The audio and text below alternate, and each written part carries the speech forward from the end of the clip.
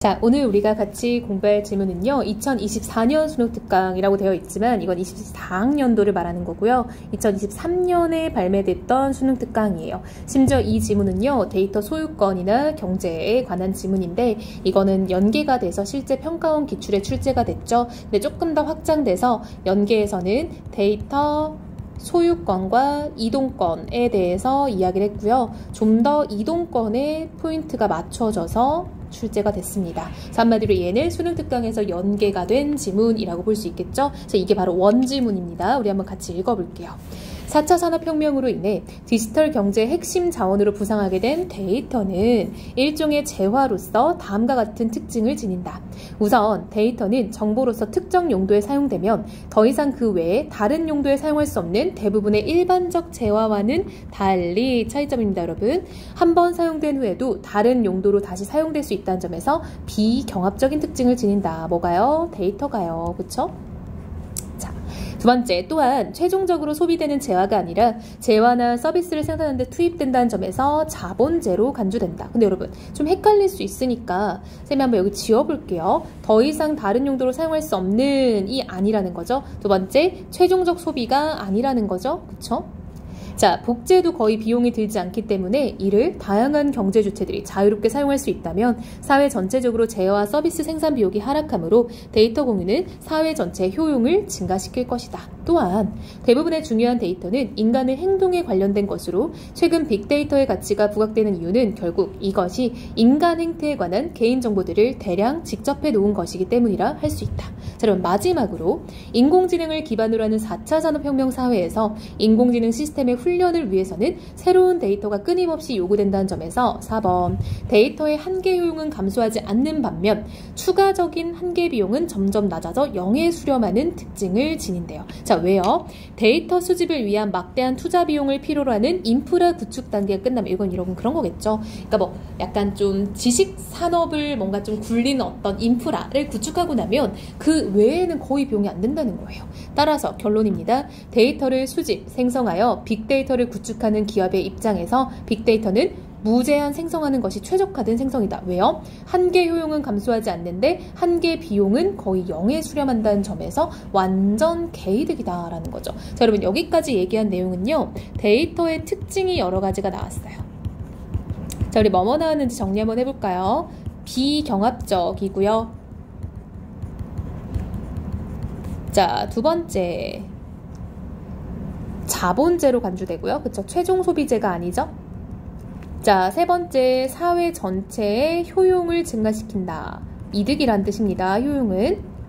자, 네 번째 한계 효용은 감소하지 않는 반면 한계 비용은 거의 0에 수렴해 간다라는 거죠.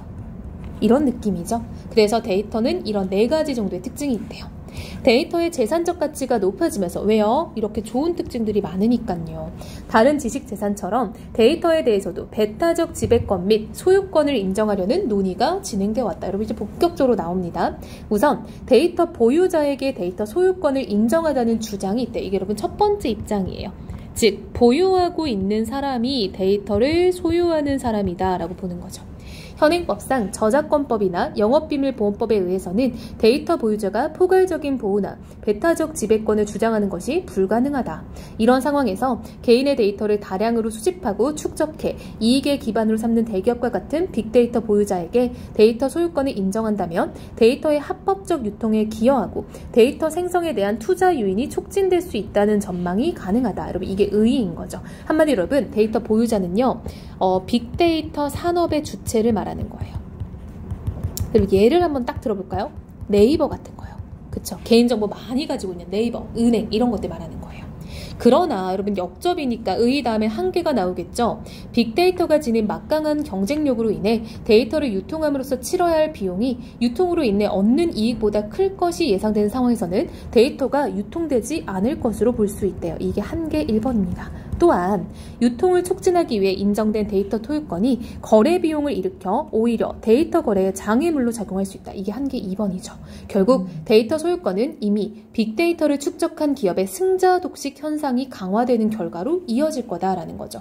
왜요? 1번과 2번을 결합하면 그런 결론이 나온다라는 거 알 수 있어요.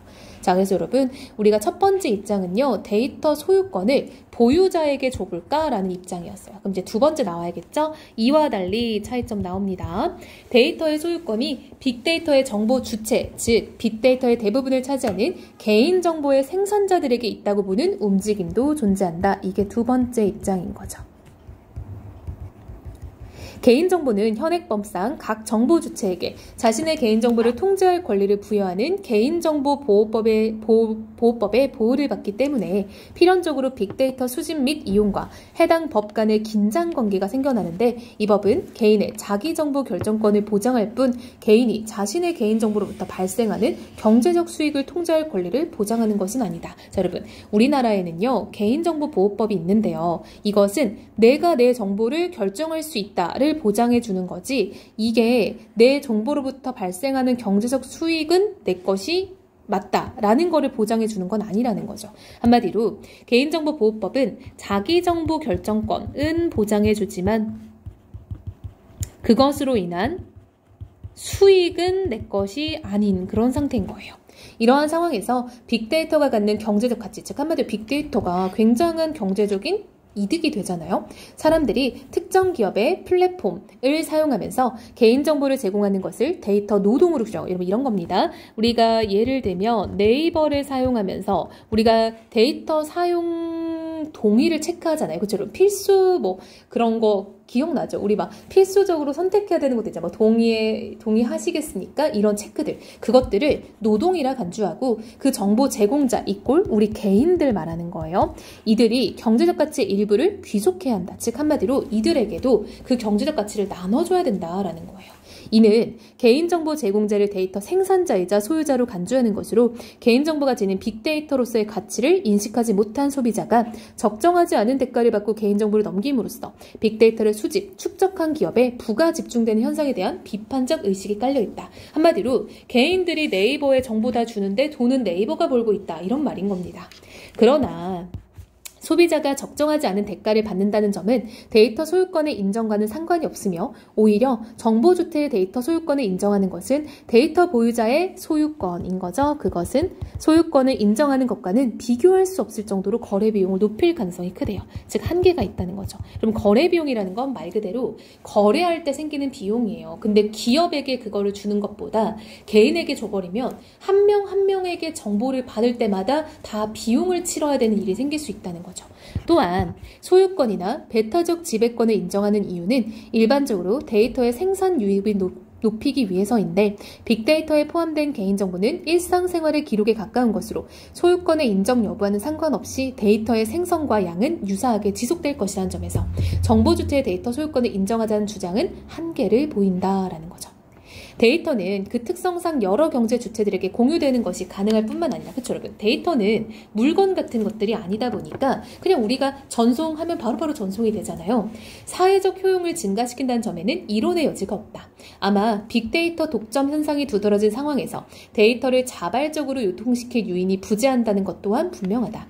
효율적인 데이터 경제 구축을 위해 필요성이 인정될 경우 빅데이터를 공개하거나 특정 플랫폼에 집접된 자신의 데이터를 이동시킬 수 있는 권리를 정보 주체에게 보장함으로써 결과적으로 빅데이터의 유통을 가능하게 하는 방법 등이 현재 활발히 논의되고 있다라는 거죠. 자, 여러분 이게 바로 현재로서의 어떤 상황인 거죠. 이런 걸 우리가 현황입니다. 즉 개인에게 소유권을 주는 것도 살짝 애매하다 보니까 뭘 주겠다? 개인에게 데이터를 이동시킬 수 있는 권리를 주는 건 어때? 라고 보는 거죠. 그게 바로 데이터 이동권이죠. 그래서 우리가 한 기업에 너무 이 데이터가 집중되는 것을 막을 수 있겠죠. 그쵸? 즉 특정 기업에 데이터가 집중되는 것을 방지할 수 있는 어떤 방법으로 이동권을 개인에게 주자라는 내용입니다. 그래서 여러분 거기서 마지막 부분에 이 이동권이 잠깐 나왔죠. 세 줄밖에 안 나왔는데 이게 이제 연계될 땐 이게 나온 거죠. 그렇죠? 그래서 데이터 소유권은 오히려 짧게 나오고요. 평가원 기출에서 이동권을 훨씬 길게 얘기를 합니다. 그래서 이렇게 연계가 되는구나 라고 우리 친구들 생각하면 좋을 것 같아요. 그래서 여러분 이거는요. 데이터의 소유권을 누구에게 줄 것인가 귀속 여부에 대해서 이야기하는 글이고요. 그것으로 기업에게 주자는 입장과 정보 주체 이꼴 개인에게 주자는 입장이 있었죠. 그랬을 때 기업에게 줄 때 어떤 장점과 단점이 있었고요.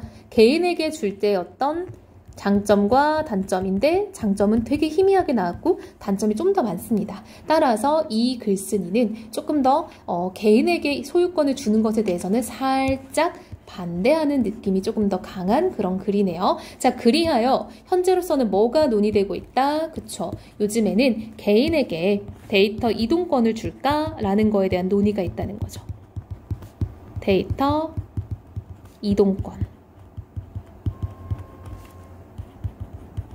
이것을 논의하며 글이 마무리가 됐습니다. 자, 여러분 일단 모든 독서 지문을 공부하면서 이 글을 내가 간단하게 도식화한다면 어떻게 할 수 있을까를 고민해보면 좋고요. 이 지문의 경우에는 이렇게 우리가 도식화를 하면 좋을 것 같습니다.